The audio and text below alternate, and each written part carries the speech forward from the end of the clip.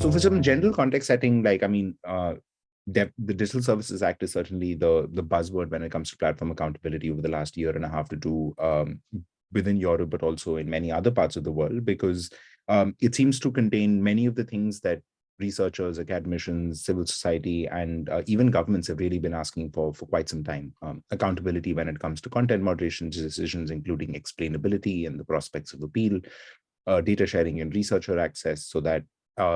like there can be independent both detection as well as verification of times when platforms have failed, sometimes either to comply with law or their own platform policies. This whole idea of creating very large online platforms or platforms above a certain threshold on whom even higher measures such as independent audits must necessarily apply.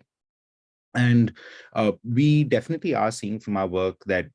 the DSA is likely to have a similar effect to platform accountability that GDPR did for data protection. And many concepts that are present within the DSA, even in, say, conversations in India around the intermediary liability rules, but also the yet to be announced Digital India Act, seem to be borrowing quite heavily from some of these broader principles.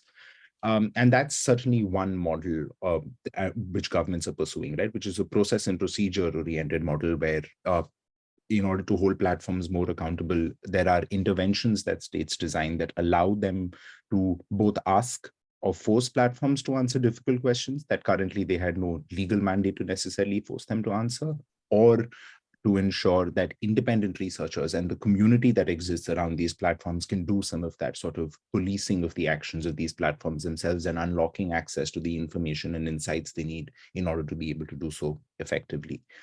In parallel and almost like quite differently, in the United States, we still have, the same thing that was just referred to, which is Section 230, very broad, unclassified recognition of platforms that provides extremely wide liability that over the last 20 to 25 years, courts in the United States of America have interpreted almost consistently to really place protection from liability at a very, very high threshold. And unlike, say, the DSA approach, it's a blanket protection, right? Like there are certain caveats within Section 230, of course, for certain kinds of content, but more often than not, like whether it's dating platforms, whether it's websites and comments, most of the idea of what we really know as platform accountability stems from Section 230, and this idea that platforms should not be held liable for content moderation decisions they make, also known as Good Samaritan principles, and that if they are held liable, then there are a very narrow set of exceptions for which that liability would not apply. I think it's fair to say that there are now very few entities in the world who don't think Section 230 should be reformed. There are some, of course, individuals and organizations who are fighting back against any attempt to change Section 230, but that's more a reflection of the political climate in the United States of America and the threats that they think that the current political makeup of, say, in the Congress or the Senate or the White House, depending on, which time you really look at, may end up like posing a threat to the protections that Section 230 provides and just make it another vector of political control. And we've already seen domestic laws in America, such as the Florida content moderation law, that like quite explicitly really attempt to do that as well. And the reason I think that that's really important is that Section 230, the way that it stands right now, is actually sort of the default negotiating position for most American-based platforms, which also tend to be, some of the more popular online platforms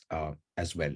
And with the context of the DSA and the Section 230, one, a fairly radical new approach to platform accountability, one that's been largely the same since 1994 and is set up for change, but still